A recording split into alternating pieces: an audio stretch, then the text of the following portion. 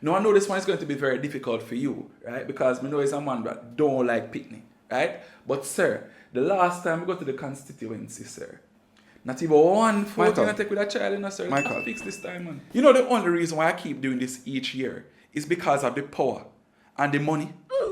Because these things are stressful, you know, Michael. Yeah, man, sir, I understand. It's stressful. You and I both know, you know, that I do not like children. As a matter of fact, I despise little creatures them. Michael, I am taking no photos with no children. The community wants to see you interact with children, right? It says a few things. It says that one, you're not just here for the older generation.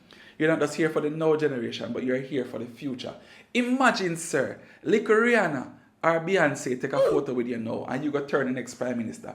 You know how much them are going to think about it in the future and say, I have a photo with the prime minister when I was a child. So you win that child for life, you know, sir. All right, how many photos do I need to take, Michael? Well, right now, sir, I won't even pressure you. So as many as you can stomach. I will be taking 2 photos.